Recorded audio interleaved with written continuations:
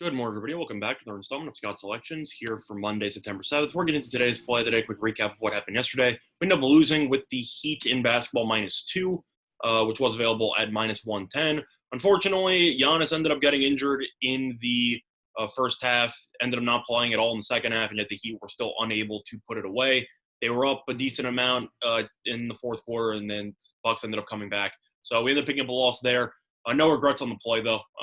Milwaukee ended up showing a little bit of heart in the second half, and I give them respect for that. But unfortunately, that led to a loss for us. So it is what it is. But for today's card, I really wasn't a fan of anything in the NBA.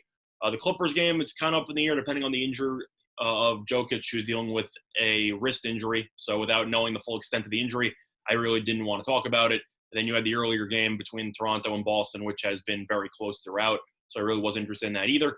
However, we're going to be doing something differently for Scott Selections, and will be our first college football play in months.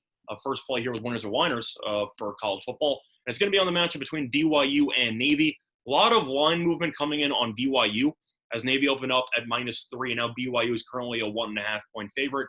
However, we're going to actually be doing something a little bit against the grain here. We're going to be taking the underdog here with Navy, and we're going to take them on the money line, which is available at +100 on Fox Bet. A time recording of 12:20 p.m. Eastern time. Now, a couple reasons why I like Navy in the spot. First of all, BYU, everyone knows Navy has the triple option attack that's very tough to prepare for. And if you're going to stop Navy, you need a long amount of time to prepare. And the reason why I bring that up is because you think to yourself, well, it's the first game on the schedule. BYU's had months to prepare. That's not true.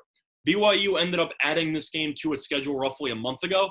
So it had about 5 weeks to prepare as opposed to about 3 to 4 months. I think that should definitely hurt since Navy runs a very unique triple option attack. We saw what that did with Middle Tennessee State against Army. Over the weekend, Army smacked them, and Middle Tennessee had no answers for Army's triple option. Is it going to be that same degree? No. But people are assuming BYU is going to stop the triple option because they have great linebackers, and that is true.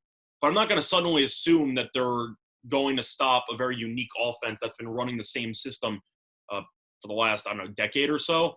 Navy brings back pretty much all of its coaching staff back. They bring back a decent amount of people. They will be missing Malcolm Perry, which, of course, is a huge loss to the offense. But BYU is missing so many weapons offensively that I can't really trust them offensively to do much in this game. You look at what BYU has to replace. They're missing their top 3 wide receivers from last year and their star tight end Bushman, who was supposed to be a huge piece of this offense. He ended up suffering a season-ending injury in practice, and he's not available either.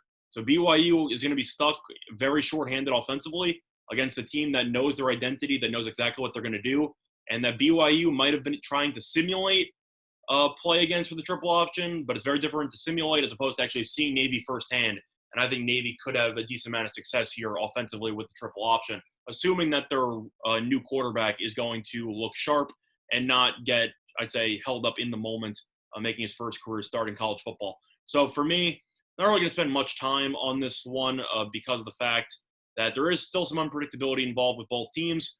But at the end of the day, I have more faith in Navy running the same system that it has been running for, under their coach since 2007.